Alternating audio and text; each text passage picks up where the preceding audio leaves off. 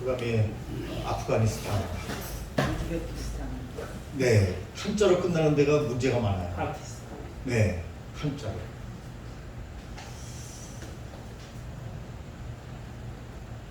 어떻게 해야 될까요? 이 아프가니스탄을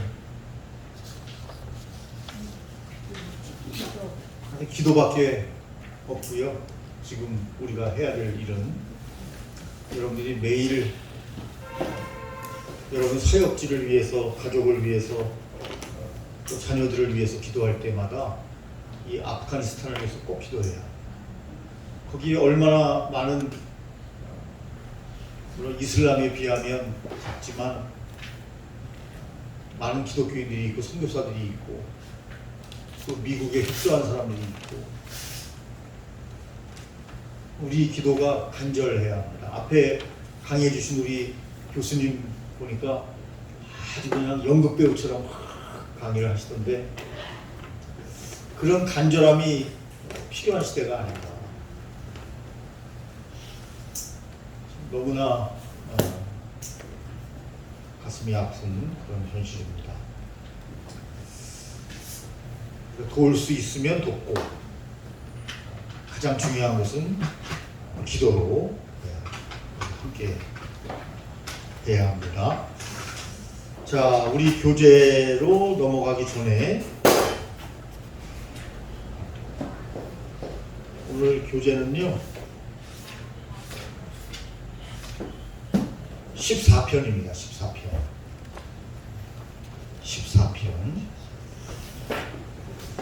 여러분 성령 충만하시죠? 네. 네. 베드로가 얼마나 성령 충만했는가 하는 것을 14편, 본문은 사도행전 4장 5절에서 12절인데 우리가 만나게 될 것입니다. 성령 충만해야 합니다. 그래야 대적해오는 많은 무리로부터 하나님의 영광을 나타내고, 그리고 사역이 확장되게 되며 내가 하나님을 믿는 자녀임을 만방에 공포하게 됩니다. 성령 충만이 중요하다는 말씀을, 오늘의 키워드는 성령 충만이에요. 성령 충만.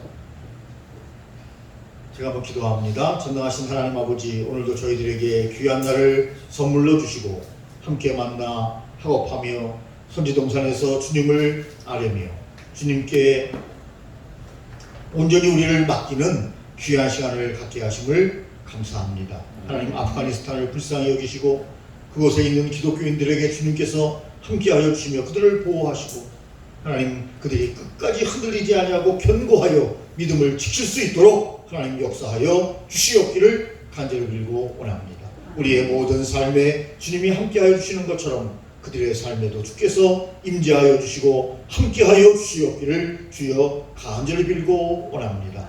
오늘 우리에게 기도할 수 있는 시간을 주시고 또 우리에게 귀한 사명을 주셨사오니 주여 잘 감당하게 하여 주시옵소서. 이 시간도 주님이 함께하여 주실 줄로 믿습니다. 예수님 이름으로 기도 올리옵나이다. 아멘. 오늘 본문은 사도행전 4장 5절부터 12절까지인데요. 천천히 한번 합독을 하도록 하겠습니다. 자, 이튿날부터 합독합니다. 시작. 이튿날에 바나바와 바울과 성도들이 예루살렘에 오는데 그들의 사람들과 가야바와 바나바와 알렉산더의 대제사장의 민중이 강하여 사도들을 가운데 세우고 묻되 너희가 무슨 성도와 우리 이름으로 일을 행하느냐. 이에 베드로가 성령이 충만하여 오되 백성의 강과 강물과 말 병에게 행한 착한 일에 대하여 이 사람이 어떻게 구원을 얻었느냐고 오늘 우리에게 질문하며 너희가 모든 이스라엘에게 구원을 얻었느냐 하나님의 구원을 사랑하신 예수 그리스도의 이름으로 이 사람이 영광하게 되어 너희 앞에서 부르니라. 이 예수는 너희 군사들의 권리물로서 진 모든 위에 모두에게 드러나라. 다른 세상에 구원을 얻을 수 없느니 하나님 구원을 얻을 만한 다른 이름을 너희에게 주실 일이 없으니 하였다.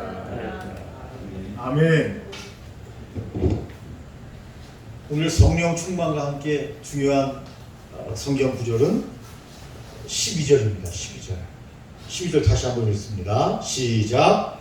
다른 이로서는 구원을 얻을 수 없나니 천하 인간의 구원을 얻을 만한 다른 이름을 우리에게 주신 일이 없음이니라 하였더라. 다른 이로서는 구원을 얻을 수 없다. 하용조 목사님은 이 책의 저자죠. 이 말씀을 읽을 때마다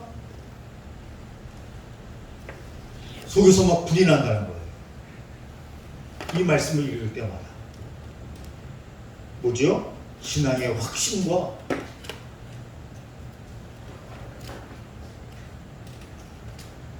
결단을 새롭게 하게 된다는 거죠. 다른 이로서는 구원을 얻을 수 없나니 천하 인간의 구원을 얻을 만한 다른 이름을 우리에게 주신 일이 없다. 예수 그리스도만이 유일한 구원자. 가슴이 뛴다는 거예요. 하용조 목사님 가슴이 어떻게 뛰는가?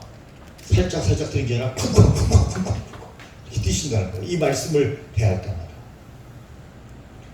그래서 여러분 온누리 교회 보면 선교 많이 하잖아요. 선교를 안 할 수 없다는 거죠. 왜? 구원받아야 되니까 사람들이. 탄 하는 나라에도 가서 복음을 전해야죠. 이슬람 국가에도 가서 복음을 증거해야죠. 왜? 다른 이름으로서는 구원받을 수 없어요. 그러니까 여러분들이 그래서 지금 선지동산에 올라온 것이고 또 하나님의 거룩한 종으로서의 사역을 감당하기 위해서 마치 사도들처럼 오늘 이 자리에 나와 있는 거죠. 복음을 증거하고 예수 그리스도를 전하기 위해서. 그런데 여러분 이 세상은 뭐가 만연되어 있어요? 뭐가? 좀 지성적이고 좀 이렇게 세상을 객관적이며 합리적으로 보는 사람들의 시각으로 사람들이 보기 때문에 무슨 예수님에게만 구원이 있어. 그런 필요하다고 생각 갖지 마. 그건 잘못된 생각이야. 이것을 우리에게 강요하고 있죠, 세상. 아니 좀 상식적으로 생각해봐. 남산에 올라가는데 한 길밖에 없다고? 동서남북 다 있던데? 남산에만 올라가면 되지. 꼭 그 길로만 올라가야 돼? 이렇게 주장하면 사람들이 모르는 사람들 고개를 끄덕끄덕. 맞네. 그게 합리적이네. 여러분 근데 주님은 그렇게 말씀하시지 않아요. 진리는 하나예요. 하나님은 한 분이셔요. 태양은 하나예요. 날 낳아주신 어머니는 한 분이에요. 네? 물론 요새는 이제 뭐 그런 것을 인정해야 할 사회가 돼 가고 있고 또 어쨌든 우리는 다 사랑으로 함께 대하고 해야 되기 때문이지만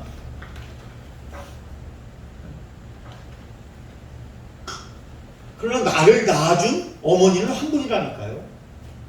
다른 어머니가 있어도 나를 낳아준 어머니는 한 분이에요. 여러분 진리는요 명확한 거예요. 진리는 하나님의 말씀 속에 있고 하나님 속에 있는 그 복음이 진리인데 그 진리의 영께서 성령 충만한 사람들에게는 확신을 주시는데 그게 뭡니까? 예수님만 구원을 우리에게 주실 수 있다는 거예요. 아무리 훌륭한 뭐 공자님이나 맹자님이나 마호멧이나 뭐 훌륭하다고 쳐요. 석가모니나 부다나 다 훌륭한 분들이에요. 그런데 결정적으로 중요한 건 뭐예요? 그분들은 구원자가 될 수 없어요. 우리와 똑같은 인간이에요. 똑같은 인간이라니까요.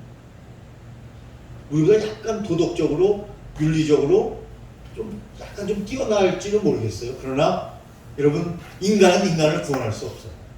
어떻게 인간이 인간을 구원합니까? 내가 나 자신을 구원할 수도 없어요. 그래서 여러분 우리가 아는 것처럼 구원의 두 가지 확실한 증거는 뭐예요? 하나님만이 우리를 구원하실 수 있어요. 아멘. 예수 그리스도가 하나님의 아들 하나님이셔요. 아멘. 그리고 그분은 완전한 인간으로도 이 땅에 오셨어요. 하나님이시지만 완전한 인간으로도 이 땅에 오셨기 때문에 그분만 구원자일 수 있어요. 아멘. 하나님이 보낸 하나님의 아들 그분만이 구원자라고요. 다른 사람 다른 위인들은 뭐예요? 다 짝퉁이에요. 짝퉁. 그런 것처럼 보이는 거죠. 여러분 에덴 동산에서 보면 그들이 왜 범죄를 하죠? 하나님같이 되어지려고. 세상 종교는 뭐죠? 마치 자기들이 하나님처럼 되어지려고 하나님의 자리에 자기가 교주가 올라갔다고 생각하고 착각하는 거예요. 착각은 커트라인이 있다 없다? 없다. 네? 자기 혼자 착각하고 있는 거예요. 저 키가 자그만잖아요. 그죠? 아주 자그만잖아요. 작은 편이잖아요. 요즘 치면. 그래서 제가 어떤 착각을 했냐면 고등학교 때까지 제가 굉장히 큰 줄 알았어요. 야, 근데 어느 날 보니까 조그마더라고요. 제가 착각하고 있었던 거예요. 저는 굉장히 큰 줄 알았어요. 제가 무슨 뭐 인격적으로나 뭐 실력적으로 큰 사람이라는 게 아니라 정말 키가 큰 줄 알았다니까요. 착각이죠. 아담 사이즈예요. 제 키는. 그래서 저는 크다고 생각했어요. 착각이죠. 다른 사람들이 인정해주지 않는데 저 혼자 크다고 생각하고 있었던 거죠. 조그마더라고요. 제가 알고 보니까, 저를 알고 보니까. 자기 자신도 자기를 잘 모른다니까요. 이거는 그냥 뭐 거울만 보면 딱 아는데도 크다고 생각하고 있으니 인간이 얼마나 우매해요. 그런데 어떻게 여러분이 인간을 구원할 수 있단 말입니까? 자신을 구원할 수 있단 말입니까?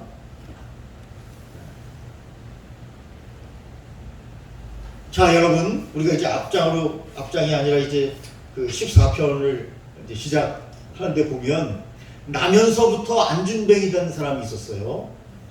베드로가. 그리고 이제 제자들이 함께 기도하러 올라가다가 발견하고 베드로가 결정적으로 나사렛 예수의 이름으로 일어나 걸으라 하고 그를 잡아 일으켰죠. 꼭 보면 베드로가 한 것 같아요. 그러나 여러분 누구의 이름으로 일어난 거예요? 나사렛 예수의 이름으로 일어난 거죠. 그걸 모르면 베드로는 굉장히 사람들에게 존경을 받아야 하지만 베드로는 분명히 명확한 관점을 가지고 있죠. 나사렛 예수 그리스도가 그를 일으켰다. 어떻게 알아요? 그가 이 사건 때문에 좋은 일을 하고 여러분 공회에 끌려가지 않습니까? 좋은 일을 하고 여러분 좋은 일을 한다고 해서 사람들이 늘 박수치는 거 아니에요. 예수님 잘 믿는다고 늘 존경받는 거 아니라니까요. 그거 우리가 잘 생각해야 돼요. 사람들은 진리에 관심이 별로 없어요. 여기 보니까 종교인들이 많이 나오잖아요. 사두개인, 성전 맡은 사람들, 이런 사람들, 장로들, 이런 사람들은 어디에 관심이 있었느냐? 자기 돈벌이에만 관심이 있었어요. 내 자리가 흔들린다. 내 자리가 흔들리면 안 되는데 내가 예수님을 십자가에 못 박혔는데 예수님이 부활하신 예수 그리스도의 이름으로, 아니 예수님은 보이지 않지만 예수 그리스도가 부활하신 너무나 확실하게 예수 그리스도의 이름으로 안진뱅이가 일어났다. 예수님이 옳았다. 십자가를 진 것이 옳았다. 우리가 십자가에 못 박았는데 예수님이 이제 끝장났다고 생각했는데 예수님은 없다.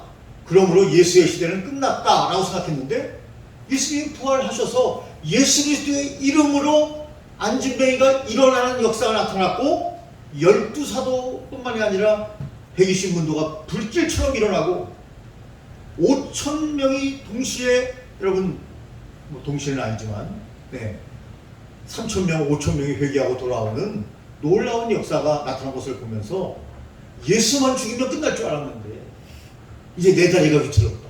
그러니까 예수의 제자들도 죽이자. 무엇 때문에 그래요? 진리의 문제가 아니에요. 먹고 사는 문제 때문에. 내 자리가 흔들린다. 그러면 진리에는 상관이 관심이 없어요. 내 자리가 흔들려? 그러면 곧 적이에요. 네?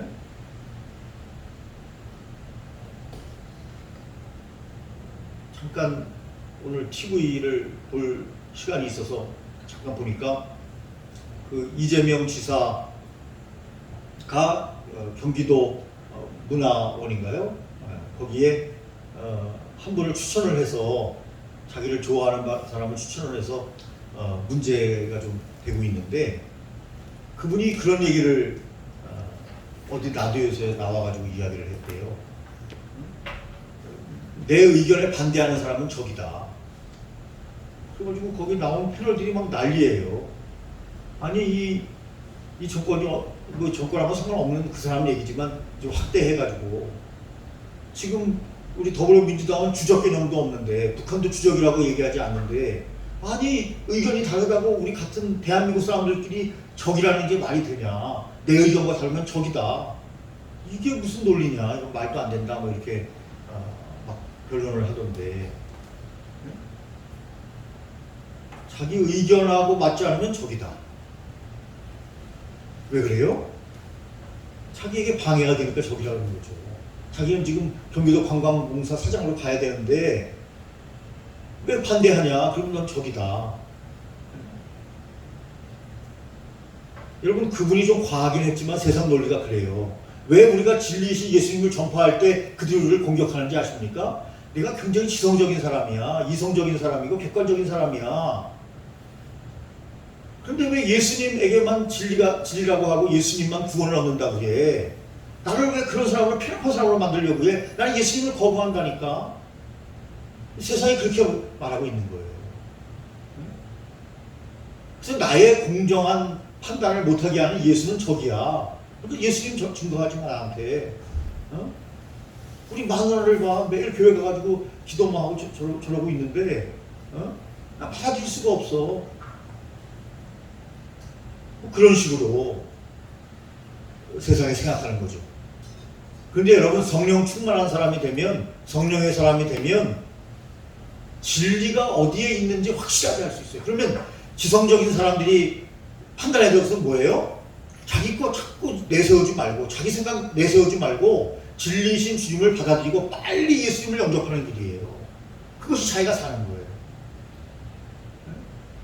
이여령 박사나 이런 사람도 여러분 과거에 얼마나 기독교를 비판했던 사람입니까? 지금 예수님을 영접하고 얼마나 복음적인 삶을 삽니까? 현명한 거죠. 빨리 선택해야죠. 자꾸 우기면 안 돼요. 진리도 아닌 것도 아니고 자꾸 우기고 우리한테 시비 걸고 그러면 안 되죠. 그래서 우리가 성령 충만하다는 것이 얼마나 중요한가. 말씀드린 것처럼 여러분 성령 충만은 성령의 지혜죠. 성령의 지혜. 우리에게 성령의 지혜가 있어야. 또 성령 충만은 뭐죠? 성령 하나님께서 우리를 강권하셔서 하나님의 놀라운 대언자로 우리를 사용하시는 거죠. 성령 충만하지 못하면 어떤 일이 있는가? 뭐 세상 얘기하고 축구 얘기하고 뭐 손흥민 얘기하고 뭐 정치 얘기하면 말을 잘하는데 성령 충만하지 못하면 예수 그리스도를 증거하는 것을 부끄러워하면서 말을 못해요. 굉장히 지혜로운 사람 같은데 지혜롭지 못한 사람. 여러분 예수님의 제자들이 얼마나 당당하고 얼마나 다당하고 얼마나 명확하게 예수님을 증거하는지 우리가 오늘 발견하게 되는데 그들이 깜짝 놀란다니까요. 그렇게 명확해요. 그리고 확실해요. 성령 충만했기 때문에 진리 위에 딱 서 있습니다. 여러분 좋은 일을 했는데 안진뱅이 이렇게 세웠잖아요. 그런데 그들이 어디로 간다고요? 재판정에 가게 되죠. 말씀드린 것처럼 두 종류의 사람이 있습니다. 기뻐하는 사람들이 있어요. 좋은 것을 보고 좋아할 줄 아는 사람, 복음을 보고 감사할 줄 아는 사람, 하나님의 은혜를 받고 하나님께 영광을 돌리는 사람들. 예수님은 부활하신 주님이 살아계신 주님께서 이 사람을 일으켰다 하고 기뻐하는 예수님의 제자들이 있는 반면 이 당황하는 사람들이 있어요. 당황하는 사람들. 이러면 안 되는데, 예수님이 또 나오면 안 되는데, 뿐만 아니라 예수의 이름으로 안진뱅이가 일어나면 안 되는데, 이거 큰일 나는데, 불쾌하게 생각하는 사람들이 있었는데 두말할 필요 없이 그 당시에 종교 지도자들입니다. 아니 좋은 일을 했는데 그러면 안진뱅이 입장에서 생각해 봐야 되지 않아요? 종교 지도자라면 저 사람이 평생을 저렇게 안진뱅이로 살았는데 얼마나 기쁘겠냐. 그게 본질이에요. 안진뱅이를 일으켰다. 이게 본질이에요. 누가 일으켰느냐? 예수 그리스도께서 그를 일으켰다. 그럼 받아들여야 되는데 불쾌하게 생각하는 거예요. 불쾌하게. 그 중에 하나가 자기 자리가 위태롭다. 또 그 기적의 중심에 예수님이 있었다. 예수님을 누가 십자가에 못 박았어요? 이 사람들이 그때 그 무리들이 우리 옛날에 이 찬양 많이 드렸죠? 그때 그 무리들이 예수님 못 박았네. 녹슨 세계의 그 못으로 망치 소리 내 맘을 울리면서 들렸네. 그 피로 내 죄 씻었네. 그 무리들을 이끌었을 뿐만 아니라 그 무리에 함께 있으면서 조종했던 사람들이 그 당시에 종교 지도자들, 그때 그 무리들, 이 사람들이 불쾌하게 생각해요. 예수님이 옳았다, 예수님이 부활했다면. 근데 우리는 그 예수님을 십자가에 못 박는 일에 앞장섰던 사람들이 불쾌하게 생각합니다. 그러니까 당연히 예수 그리스도를 증거하는 사도들도 불쾌한 거죠. 이 사람들이 볼 땐 예수님을 척결하듯이 이 사도들도 척결해야 돼요. 예수님을 죽였듯이 이들도 죽여야 돼요. 이게 여러분 기독교의 진리에 대항하는 세상의 권력들의 행태였습니다. 지금도 뭐 이슬람뿐만 아니고 타 문화권에 있는 사람들도 왜 기독교인들을 싫어하는지 이해가 되지 않아요. 수고하고 무거운 짐자가 다 내게로 오라, 내가 너희를 쉬게 하리라. 여호와는 나의 목자시니 내게 부족함이 없으리라. 그가 나를 푸른 수정에 누이시고 실만한 물가로 인도하시는 도. 아니 그 좋으신 예수님을, 그 좋으신 하나님을 왜 거부하는지 진리가 아니라고 생각합니다. 그 불쾌했어요. 반복합니다. 예수님의 이름으로 일어난 것이 불쾌했습니다. 그래서 진리라는 것을 받아들이지 않는 거죠. 그래서 예루살렘으로 그들을 불러서 재판에 세우고 재판을 진행하는 것이 여러분 오늘 성경에 쭉 나오는 그런 내용입니다. 부활을 인정하고 싶지 않고 예수님의 십자가로 옳았다고 하는 것을 인정하고 싶지 않은, 아까 말씀드린 것처럼 삶의 터전을 잃어버리는 결과를 가져오면 안 된다. 진리가 중요한 게 아니라니까요. 자기 삶이 중요해요. 무조건 자기 삶이. 아까 이런 지성적인 사람들처럼 사람들은 존경받고 이런 거 좋아해요. 네? 인정받고 이런 거. 네?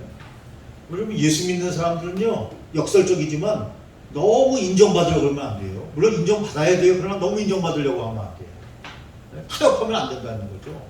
그렇다고 해서 여러분 이슬람처럼 코란 아니면 죽음을 이렇게 얘기해도 안 되지만 네. 너무 타협을 잘해요. 우리 기독교인들. 뱀같이 지혜로워서 그런지 몰라도 너무 타협을 잘해요. 네? 안 돼요. 안 됩니다. 여러분 예수님을 뭘로 처형했죠? 신성 모독죄. 자기들이 무슨 신이에요? 그런데 자기들이 그 자리에 올라가 있는 거예요. 신의 영역에 올라 있는 거예요.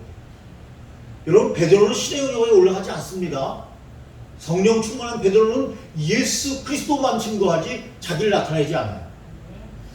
예수 안 믿는 어느 분이 저한테 그래요. 목사님, 요즘 목사님들 보면 하나님 자리에 올라가 있어요. 자기가 하나님인 줄 알아요. 하나님의 대변자, 하나님의 말씀을 증거하는 자인데 자기가 하나님 자리에 가 있어요. 네? 그래서 목사 앞에 대들면 저주를 받는다. 무슨 목사한테 대들면 옳은 얘기를 했으면 도리어 목사가 아이고 죄송합니다, 제가 고칠게요 해야죠. 네? 그분이 더 옳으면. 근데 목사의 말에 무조건 반대하면 적이에요? 저주받아요? 아니잖아요. 잘못된 건 잘못했다고 자기가 인정을 해야죠. 잘못했는데도 끝까지 그냥 바리새인들처럼 끝까지 이렇게 우기면 안 되죠. 네? 예를 드는 겁니다. 예를 드는 거. 이 사람들이 예수님을 처형할 때 신성 모독을 했다고 자기들이 신이냐 말이에요.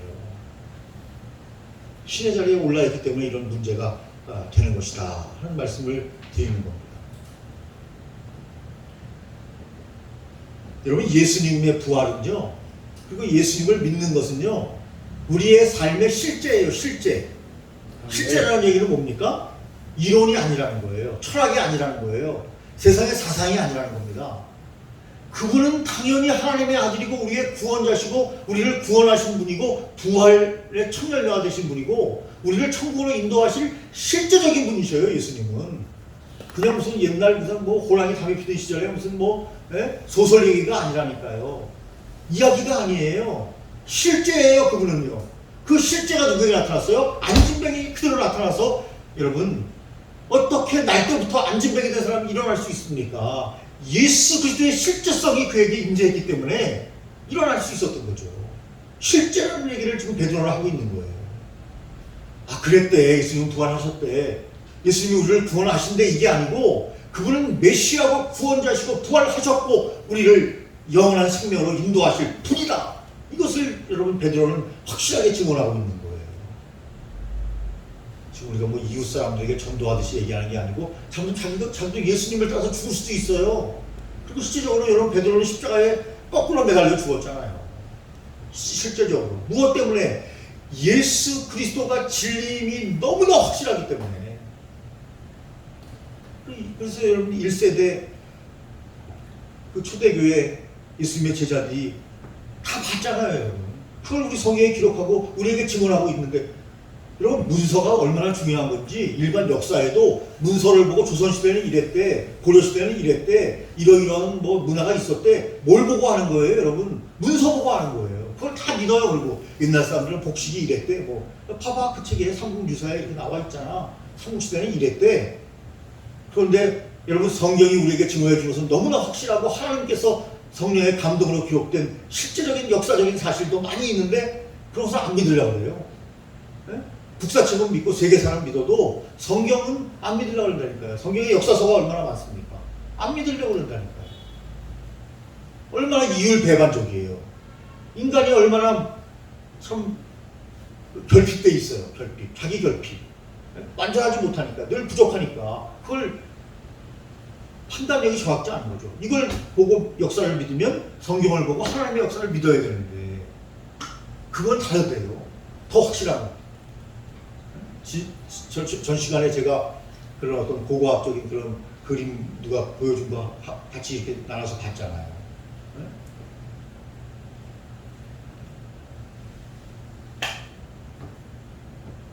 그래서 여러분 우리 주위에 있는 사람들 똑똑한 것 같은 사람들이 가장 최선책은 뭐냐? 예수님을 빨리 믿는 거예요.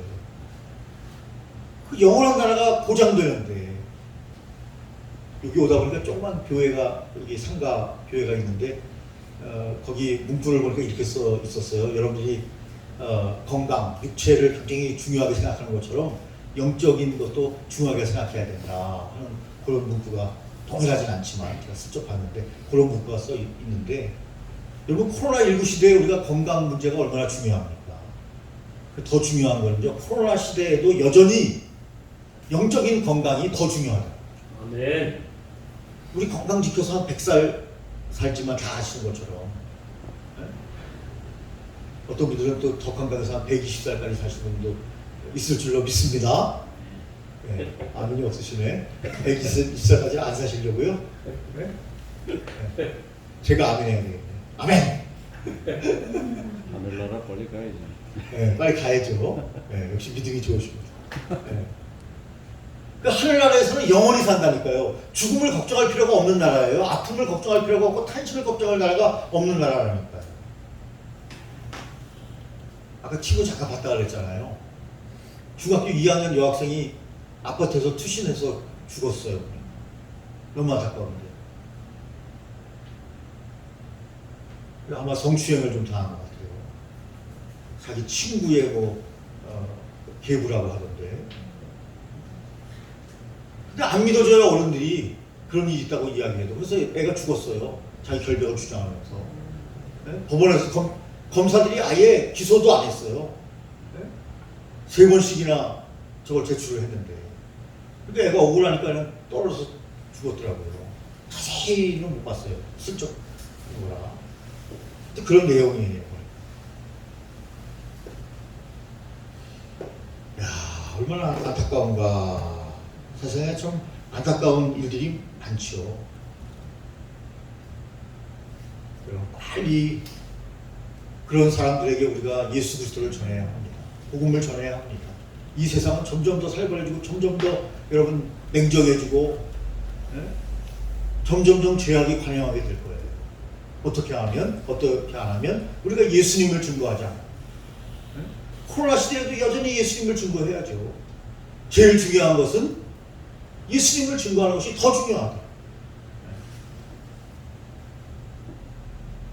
그래서 뭐 무별하게 지혜롭지 못하게 막 그냥 우리는 99명 안 지켜, 우리는 그냥 다 정교히 모일 거야. 이것도 문제가 있지만 우리는 그냥 일체인제 예배 안 드려 이제. 이건 더 큰 문제라는 거죠. 자, 그래서 이 사람들을 보면요, 여러분들이 여기 보시는 것처럼 페이지 263페이지에 보면 너희가 무슨 권세와 네 이름으로 이 일을 행했느냐 하고 이야기를 해요. 종교인들이, 그 당시 종교인들이 예수님의 제자를 세워놓고 너희가 무슨 권세와 네 이름으로 이 일을 행했느냐. 그런데 제목이 뭐예요? 비본질적인 질문이다 이렇게 되어 있어요. 본질은 뭐예요? 본질은 안진뱅이가 일어났다는 사실, 이게 본질이고요. 그런데 이 사람들은 어떤 생각을 가지고 있습니까? 너희가 무슨 권세와 네 이름으로 이 일을 행했느냐라고 하는 것은 뭐예요? 영적인 것, 하나님께 대한 것은 우리가 전문가다, 이런 생각을 가지고 있는 거죠. 니는 비전문가야, 우리가 전문가야. 우리는 공식으로 특허권을 가지고 있는 사람이야. 나라에서 인정받은 사람이야. 넌 뭐야 너희들은? 이런 영적 교만을 가지고 있는 사람들이에요. 그래서 비본질적인 문제를 가지고 질문을 하잖아요. 아니, 영적인 문제에 대해서는, 하나님에 대해서는 우리가 특허권이 있는데 너희들이 무슨 하나님의 이름을 드린 거죠. 그래서 여러분, 우리가 하나님을 믿는 자로서 어떻게 하나님을 믿는 자답게 살 것인가 하는 것은 매우 중요해요. 타락하면 안 되는 거예요. 아까 저처럼. 비본질적인 문제들 때문에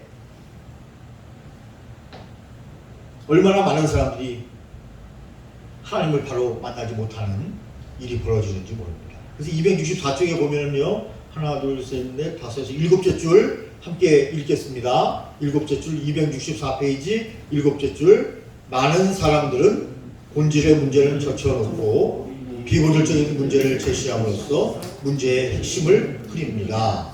우리의 인생이 그렇습니다.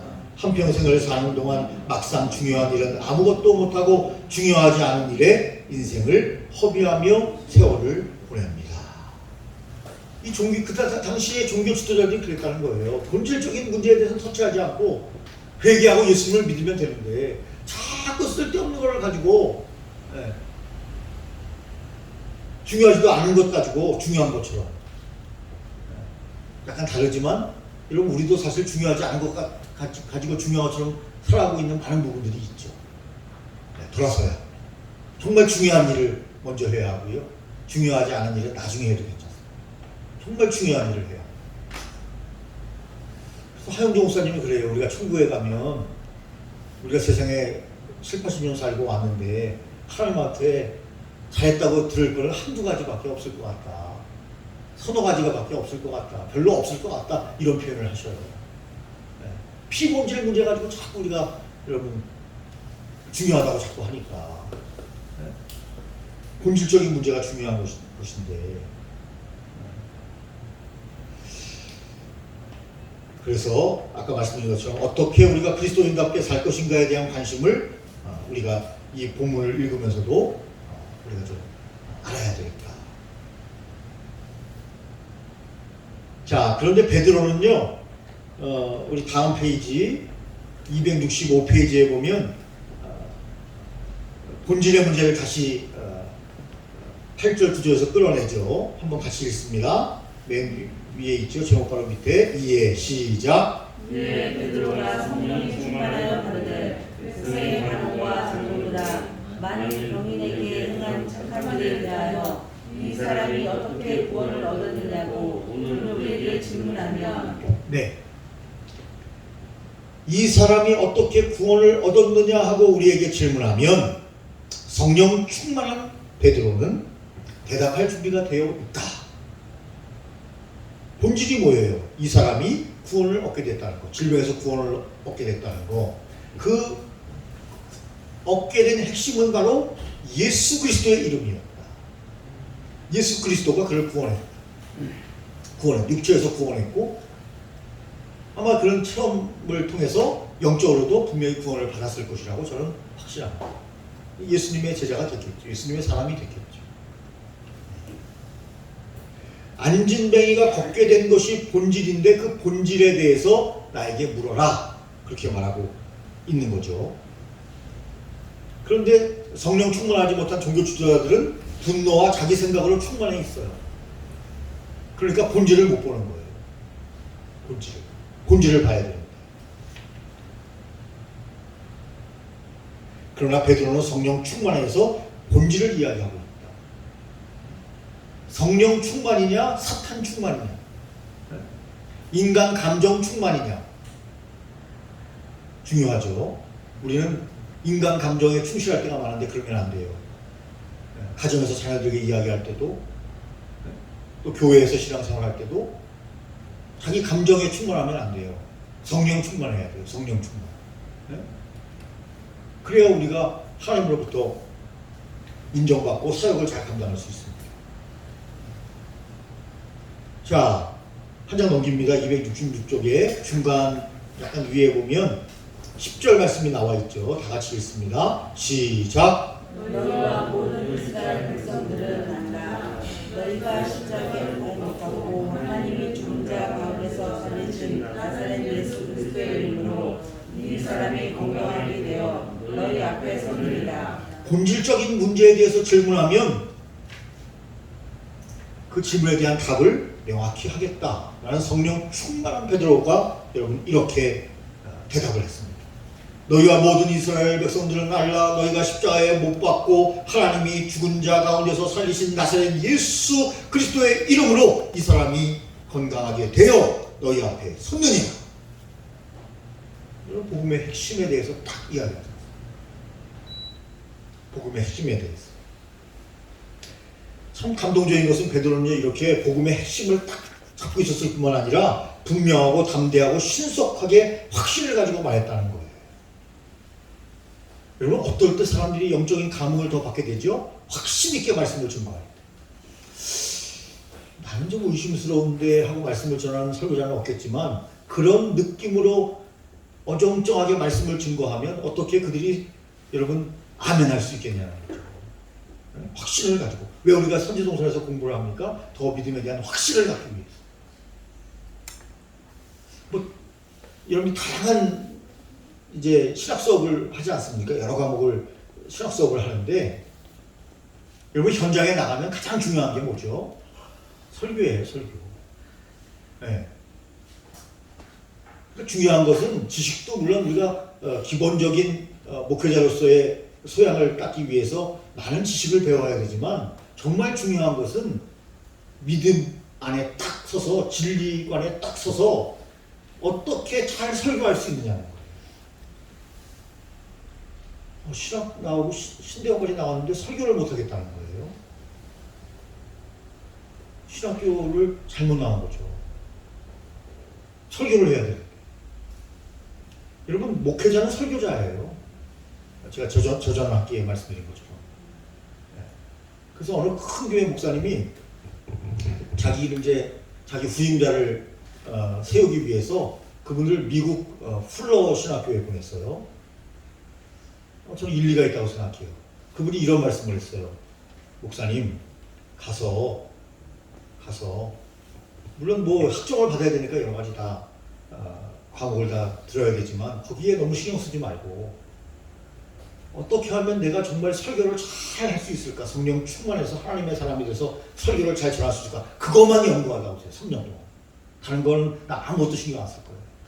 뭐 F학점을 맞았든 뭐 졸업을 못했든 나 신경 안 쓸 거예요. 설교를 잘 살 수 있는 사람이 돼서 돌아오세요. 그거 딱 한 가지 부탁했다. 설교 잘할 수 있는 사람이 돼서 돌아오세요. 그래야 사람을 살리는 거 아니에요. 그래서 그분이 정말 3년 동안 얼마나 연습을 많이 했는지 설교를 잘 하시더라. 그 전에를 제가 알아요. 그 전에. 저하고 또 한 교회에 있었기 때문에 그 전에를 알고 그 이후에를 아는데 3년 동안에 완전히 달라졌어요. 우리 애가 달라진 게 아니라 우리 목사님이 달라졌어요. 완전히 달라졌어요. 그래서 사모님하고 가족들이 다 미국으로 다 보내줬거든요. 교회에서 다 보여줘. 자기 부임자니까. 완전히 달라졌어요. 깜짝 놀랐어요. 가능하구나. 네? 성령 충만하고 하나님께 구하고 찾으니까 가능하구나. 뒷이야기를 하지 않겠습니다. 뒷이야기는 약간 가슴 아픈 일이 있어요. 그분이 잘못한 게 아니고 하게 되네. 원로 목사님이 반칙을 하셨어요. 그분에게 물려주기로 하고 안 물려준 거예요. 교육은 다 시켰는데. 그래서 교인들이 반발해가지고 두 개로 교회가 갈라졌어요. 그러니까 욕심이 너무 과하셨죠. 합동체 교회인데요. 정년이 있잖아요. 70세. 그래서 이제 정년이 없는 기아성으로 옮겼어요. 목사님이. 그랬다가 또 정년이 없는 독립교회로 옮겼어요. 그러니까 교인들이 이게 뭐냐. 후임자가 다 왔는데 목사님 왜 안 물러나시냐. 그래가지고 교회가 두 대로 갈라졌다니까요. 안타까운 일인데 약속은 지켜야 되는데 목사님이 욕심이 과하셨던 거죠. 요즘 성도님들이 얼마나 똑똑한데, 네?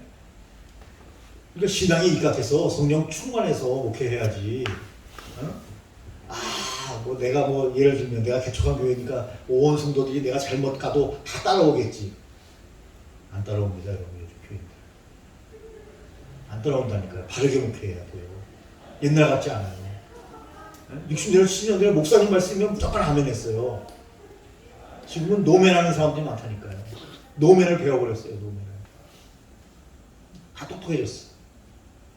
목회하기 더 힘든 환경이 됐습니다. 어떤 의미에서. 그렇기 때문에 여러분 베드로처럼 분명하고 담대하고 확실하게 여러분 진리에 대해서 이야기도 하고 그리고 목회도 그렇게 해야 합니다. 목회도 확실하게 해야 합니다.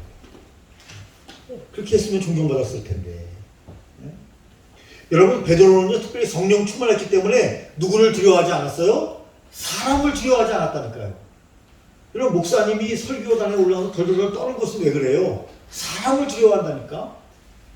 우리 교회에서 설교할 때는 괜찮은데 왜 다른 교회 가서 설교할 때는 힘들어요? 사람들 잘 내가 모르는데 난 지금 연설하러 올라간 게 아니고요. 내 잘하러 올라간 게 아니고 복음을 증거하기 위해서 올라갔다니까요. 하나님이 나를 사용하신다니까요. 하나님. 담대한 마음으로. 그래서 여러분 박조준 목사님 같은 경우는 지금도 설교 원고가 없어요. 박조준 목사님 아시죠? 연세가 많은데 80이 넘으셨는데 지금도 정정하셔요. 목소리도 옛날 젊었을 때하고 똑같아요. 근데 원고가 없어요. 이분은. 물론 그렇다고 설교 준비하지 않았다는 것은 아니에요. 제가 볼 땐 지지난한테 얘기한 것처럼 원고도 없이 당장에 올라가셔요. 80대 노인이. 그리고 은혜를 끼쳐요. 근데 우리는 원고도 다 가지고 올라가면서 왜 떨어요? 떨기는? 나 떨고 있니? 그래요. 그러니까 떨고 있네. 왜 떨어요? 네? 아니, 나를 내세우려고 지금 가는 게 아니라니까요. 정치 무슨 뭐 연설하려고 올라간 게 아니에요. 예수님 증거하러 가는데 왜 떨어요? 예수님에 대해서 증거하면 되지. 네? 복음에 대해서 증거하면 되죠. 네? 그 박조준 목사님 깜짝 놀랐어요. 연세가 이렇게 많으시고. 그런데 이렇게 내가 설교하면 은혜 받을 것이다. 그런 생각도 물론 중요하게 우리가 설교를 준비할 때 중요하지만 그거보다는 주님께 맡기는 것이 더 중요해요. 준비하고는 맡기는 거예요. 좀 자유로울 필요가 있어요. 여러 번 이야기했어요. 저전 학기에. 네. 좀 자유로워야 돼요. 자유로워야 돼요. 그러면 성령님께서 생각을 주셔요. 근데 내가 바짝 얼어있다. 두려워하고 있다. 떨고 있다. 겁이 나가 그게 그 두려움에 사로잡혀가지고 생각이 안 나요. 성령님이 좋은 생각을 주셔도. 좀 자유로워요. 자유로워요. 네? 그리고 생각하지 못했던 생각도 하나님이 생각에 나도록 성경 말씀에 구절도 주시고 예화도 주시고 그런 경험이 있습니다. 또 그런 경험을 해야 합니다. 그러나 설교 준비는 철저히 할 필요는 있습니다. 여러분 베드로 보세요. 성령이 충만하여 너희와 모든 이스라엘 백성들은 알라 들으라. 성령 충만해서 사람을 두려워하지 않는다니까요. 이 종교 지도자들이 예수님을 죽인 사람들이에요. 말씀드린 것처럼. 그런데 그 사람들 앞에 섰는데 두려워하지 않아요. 우리가 두려워할 분은 하나님밖에 없잖아요.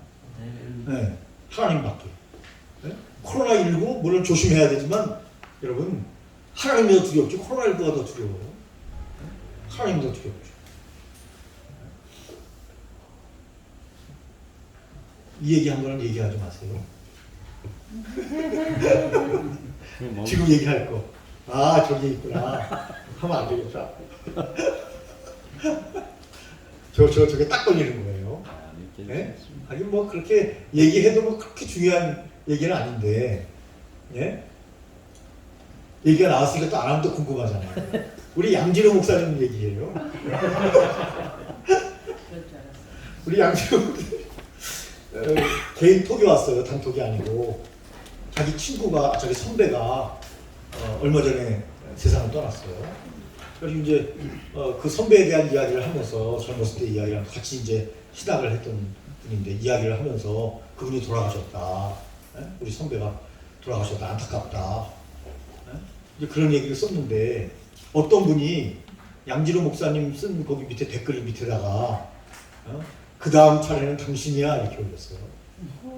그 다음 차례는 당신이야 이렇게. 그래서 양 목사님 낮에 이제 그걸 캡처해가지고 저한테 이제 보낸 게 뭐냐면 저한테 형님 뭐 한 살 차이지만 어쨌든 형님이라고 볼 수도 있어. 친구처럼 지내지만 이제 저하고의 인연은 여기서 끝인 것 같아요. 전 곧 이제 떠나야 돼요. 네. 아니 생명은 주님께 있는데 이분이 저를 보내려고 해요. 이렇게 왔어요. 그래서 그걸 보고 한참 웃었어요. 우리의 인연은 여기서 끝이라고 해서 저는 또 저하고 절교하자는 줄 알고 그랬더니 자세히 보니까 그분이 자기를 이제 보내려고 하니까 우리가 이제 더 이상 인연을 이어갈 수 없다. 이런 내용을 보냈어요. 세상 말로 쫄 필요 없죠. 두려워할 필요 없죠. 그분이 보냅니까? 하나님이 우리를 불러야 하죠. 하나님이. 네? 네. 모든 일에 우리는 담대할 필요가 있어요. 우리에게 질병이 오고 환란이 오고 고난이 오더라도 그분이 허락하지 않으면 참사한 말도 떨어지지 않는다니까요. 이제 담대하죠. 그러니까 담대해야죠. 조심할 건 조심해야 되지만 무모할 필요는 없지만 그러나 너무 세상 말로 너무 쫄 필요도 없다. 요즘 보면 예수 믿는 사람들이 약간 위축되어 있는 것 같아요. 네? 몸으로 얘기하면 약간 이렇게 약간 위축되어 있고 좀 당당해야 되는데 교만하라는 얘기는 아니에요. 당당한 거와 교만한 건 달라요. 네. 예수 믿는 사람이 당당해야지 무슨 잘못했어요? 예수 믿는 사람이? 네? 자기들에게 좋은 길을 인도하겠다고 복음을 증거하는 게 뭐 잘못됐어요? 네. 담대하게 해야죠. 떳떳하게 해야죠. 멋있게 해야죠. 비굴하게 해가지고 제발 믿어줘. 이건 아닌 것 같아요. 그렇다고 해서 교만한 자세를 가지면 그것도 잘못된 거죠.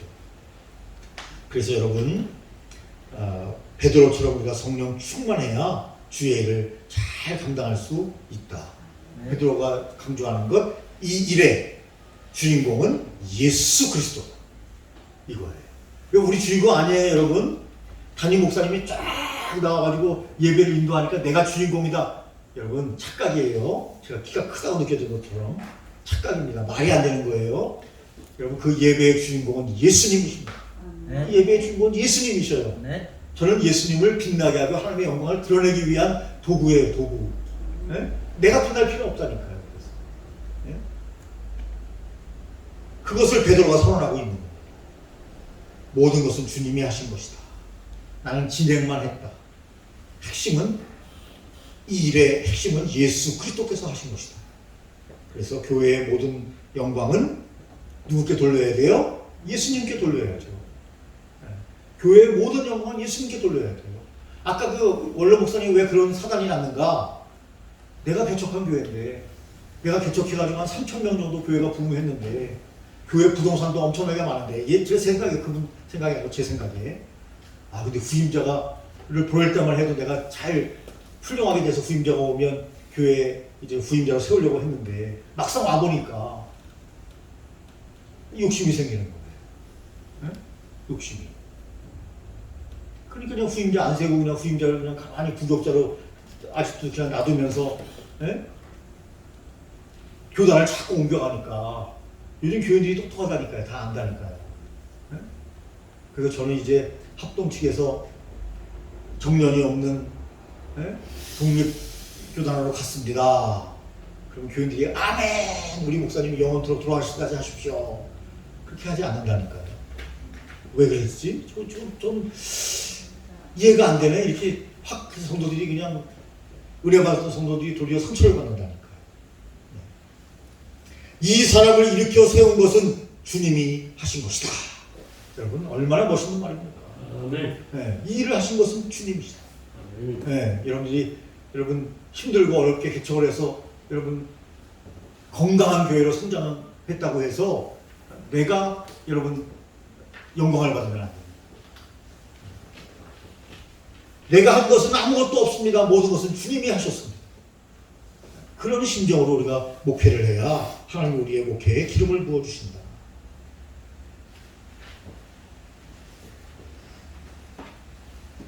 자, 268쪽으로 넘어가 볼까요? 이제 거의 후반전이긴 한데 좀 남았네요. 네, 시간 되면 끝내도록 하겠습니다. 다음 주에 이어가더라도 268쪽에 보면 10절인데요. 10절 한번 같이 읽습니다. 너희와 모든 이스라엘 백성은 알라. 너희가 십자가에 못 박고 하나님이 죽은 자 가운데서 살리신 나사렛 예수 그리스도의 이름으로 이 사람이 건강하게 되어 너희 앞에 섰느니라. 누가 죽였어요? 너희가 죽였어요. 그때 그 무리들이 죽였어요. 누가 살리셨어요? 하나님이 살리셨어요. 하나님. 이 세상에서 우리가 세상을 떠날 때 우리는 어떻게 세상을 떠날지는 몰라요. 그러나 분명한 것은 하나님이 우리를 다시 살리신다는 것은 확실합니다. 아멘. 확실합니다. 너희가 죽인 예수, 그때 그 무리들이 죽인 예수, 그분을 하나님이 살리셨다. 우리도 하나님이 살리십니다. 저와 여러분들도 하나님이 살리십니다. 너희와 모든 이스라엘 사람들아 알라. 너희가 십자가에 못 박고 하나님이 죽은 자 가운데서 살리신 나사렛 예수 그리스도의 이름으로 이 사람이 건강하게 되어 너희 앞에 섰느니라. 너희가 십자가에 못 박은 예수. 예수님만 죽이면 끝날 줄 알았다고 말씀해 주셨어요. 그런데 예수님은 부활하셨고 영원한 생명을 우리에게 주시기 위해서 부활하셨고 그 생명이 풍성해지도록 우리에게 그 생명의 풍성함을 우리에게 공급해 주시는 분이십니다. 얻고 또 풍성히 얻게 하는 거예요. 그분은 선한 목자이십니다. 우리 모두를 용서해 주시는 분입니다. 그런데 이 당시에 베드로가 여러분 주장하는 것은 뭐예요? 정말 현장에서 예수님을 십자가에 못 박은 무리들을 향하여 일침을 가했다는 거죠. 이거 쉽지 않아요. 지금 우리는 이렇게 외쳐도 돼요. 왜? 우리는 1세대 여러분 초대 교회에 정말 십자가에 예수님을 못 박은 사람들에게 이 설교를 하는 게 아니에요. 근데 베드로는 어때요? 정말 예수님을 십자가에 못 박은 사람들에게 이 말씀을 증거하는 거예요. 내가 죽였잖아. 너희들이 죽였잖아. 예수님을 너희들이 죽였잖아. 여러분 이 말은요 굉장히 힘들고 떨리는 말이에요. 그들에 의해서 베드로가 죽을 수 있어요. 그런데 그들을 위해서 직격탄을 날리지 않습니까? 너희가 예수를 죽였다. 그러나 예수님을 그분은 메시아시기 때문에 구원자시기 때문에 하나님께서 그분을 살리셨다. 여러분 이것처럼 명확한 여러분 진리에 대한 주장이 어디 있습니까? 아주 확실합니다. 베드로는 성령 충만하기 때문에 가능한 거예요. 우리가 여러 번 들었잖아요. 베드로는 어부잖아요. 그렇게 지적으로 충만한 사람이 아니에요. 근데 성령 충만하니까 논리적이면서도 지적으로 복음을 증거한단 말이에요. 네. 하나님이 역사하시니까. 하나님께 사로잡혀 있는 여러분 베드로를 우리가 보게 됩니다. 이것을 보고 어떤 사람들은 마음이 찔려서 주님께 회개한 사람들이 많이 있고, 어떤 사람들은 더욱더 완악해지는 거죠. 더 완악해지는 거예요.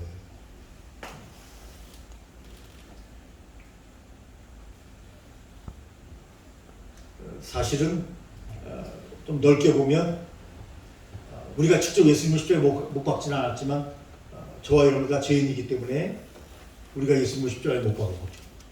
넓은 의미에서. 그렇기 때문에 또다시 예수님을 십자가에 못 박지 않게 하기 위해서 우리가 예수님을 잘 믿고 잘 증거해야 된다. 야, 저기에 나가지 마, 저기에. 야, 저기에 목사 맞아. 완전히 엉망이야, 엉망. 뭐예요? 예수님을 다시 십자가에 못 박는 거랑 마찬가지죠. 예수님은 존경을 받고 영광을 받으셔야 되는데 나 때문에 말이야, 나 때문에. 야, 저기에 나가지 마, 저기에. 아유, 저기에 목사 맞아, 안 돼. 누가 그래요? 세상 사람들이. 예수님 십자가에 못 박는 거 아니에요.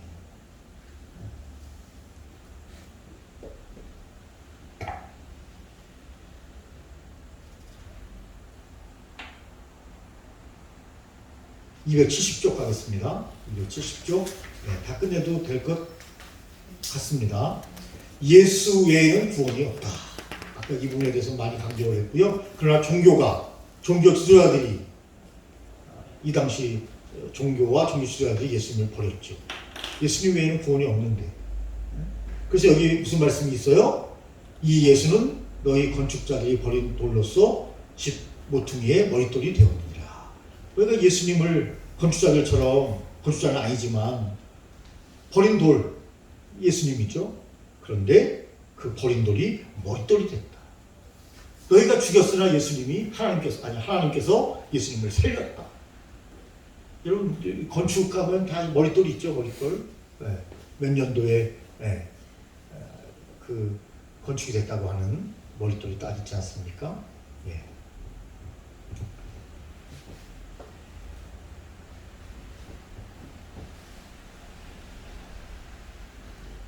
버린 돌은 학대 그리고 십자가를 지게 한 것을 이야기하죠. 두말할 필요가 없이.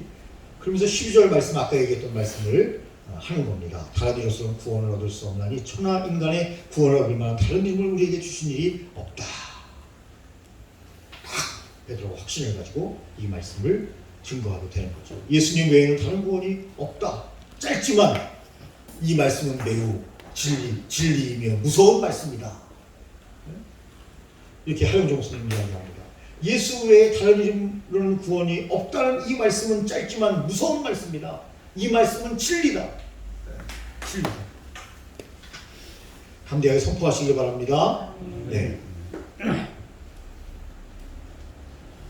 그 얘기는 앞에 중요하기 때문에 아까 그 얘기는 쭉 다 드렸던 것으로 그렇게 생각되고요.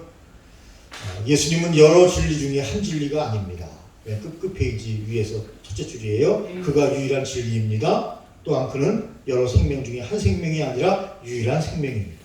그분이 예수 그리스도십니다. 오늘도 여러분 수고하셨고 제가 이 수업 시간에 그 타임을 참 잘 맡은 것 같아요. 이제 여러분들이 늘 저를 좀 환영하잖아요, 속으로. 왜냐면 저 수업만 끝나면 집에 간다. 저를 얼마나 간절히 기다리고 있어요.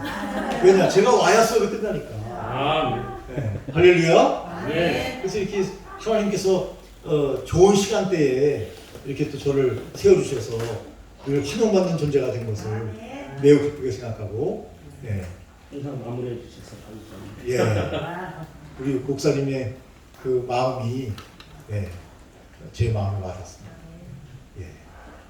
감사합니다. 이제 기도문 여기 있습니다. 교재에 함께 기도문 올려드리고 수업을 마치도록 하겠습니다. 하나님 아버지 감사합니다. 다른 이로서는 구원이 없나니 천하 인간의 구원을 얻을 만한 다른 이름을 우리에게 주신 일이 없다는 말씀을 인하여 감사와 찬송과 영광을 올려드립니다. 세세 무궁토록 영광을 받아 주시옵소서. 이 말씀이 선포되게 하여 주옵시고 이 말씀을 선포하기 위하여 우리가 살게 하여 주시옵소서. 예수님 이름으로 기도드립니다. 아멘. 감사합니다.